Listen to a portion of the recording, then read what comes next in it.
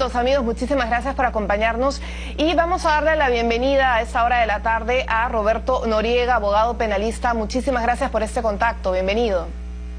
Hola Jennifer, ¿cómo estás? Buenas tardes, un placer saludar. Bueno, hemos empezado este noticiero, doctor, dando a conocer la denuncia, ¿no? En todo caso, lo que ha señalado la Procuraduría General, el Procurador General Daniel Soria, en torno a una denuncia fiscal ante la Fiscal de la Nación del presidente, al presidente Pedro Castillo. Queremos entender a detalle si es que lo que esgrime el fiscal finalmente es válido para abrir una investigación de un calibre que involucra dos delitos: presunto patrocinio ilegal y tráfico de influencias.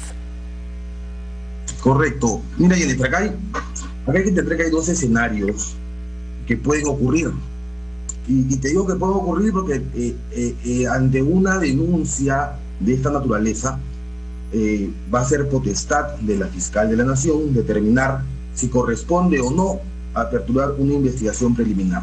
¿Por qué te digo ello?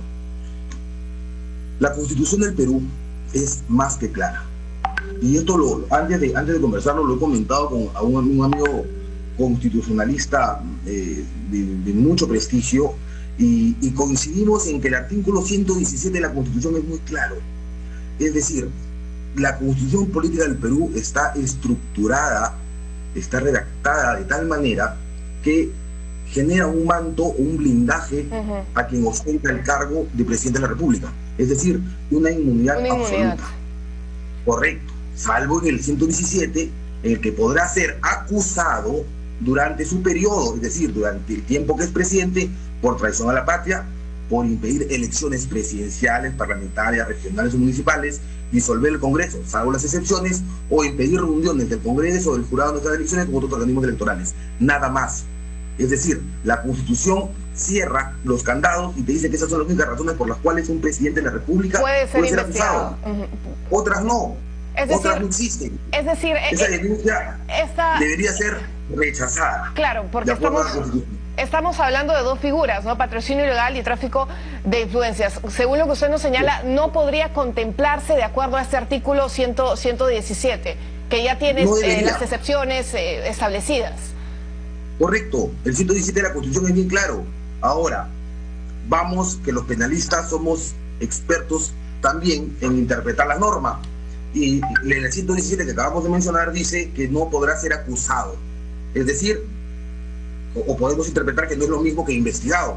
Siendo así, la Fiscal de la Nación podría decir, ok, corro traslado a un fiscal supremo que aperture investigación por diligencias preliminares y realice una investigación preliminar. Porque yo no estoy acusando al presidente, estoy solo investigando. ¿Me dejo entender? Entonces, esto queda en el terreno, doctor, esto quedaría entonces en el terreno, como usted lo manifiesta, en el terreno de la interpretación en cuanto a investigación y no acusación como tal.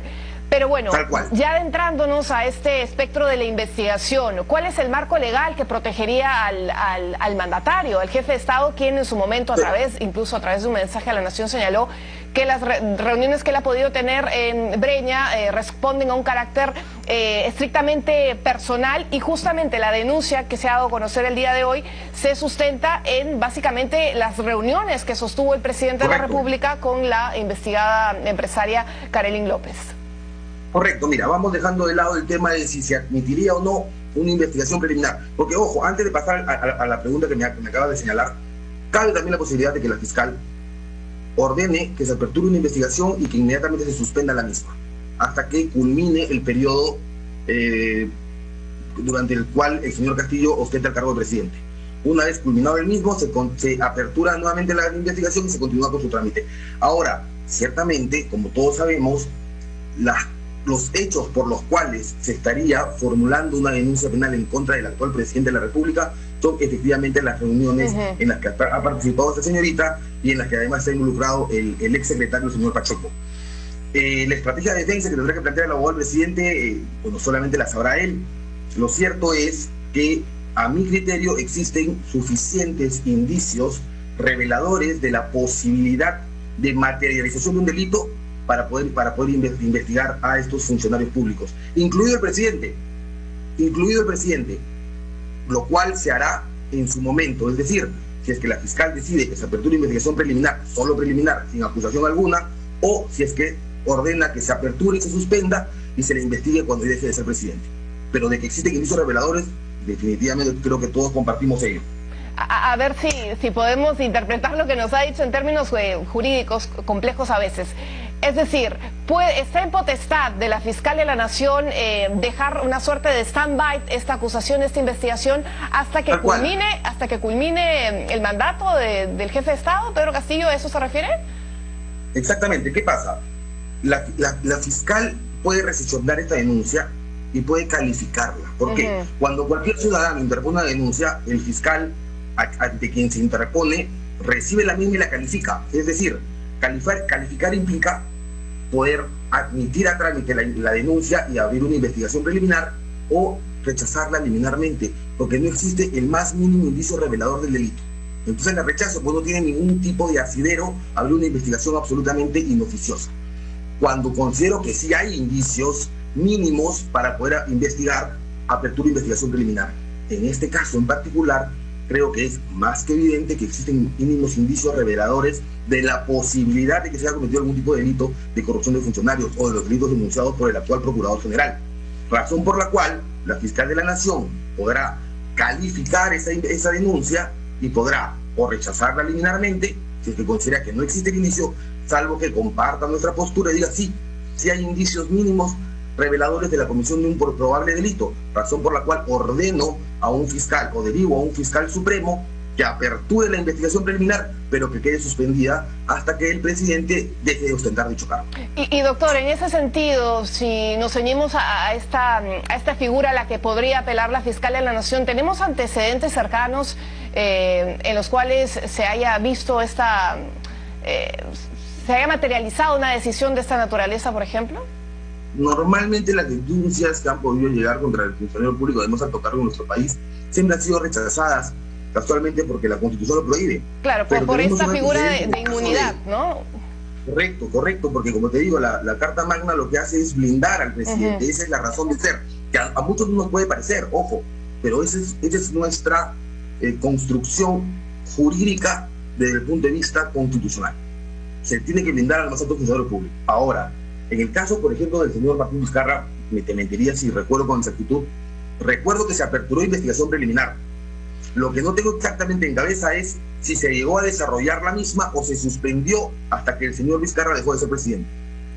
Pero sí se le aperturó investigación preliminar.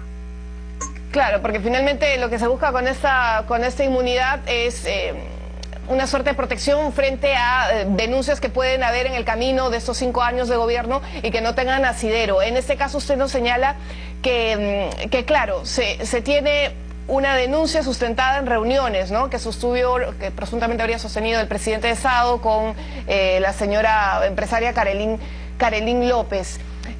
Usted, de acuerdo a su experiencia, a su expertise, ¿este tipo de argumentos podría empezar para una decisión de tal envergadura? Porque finalmente está en juego la figura presidencial y en un contexto donde estamos inmersos en crisis políticas,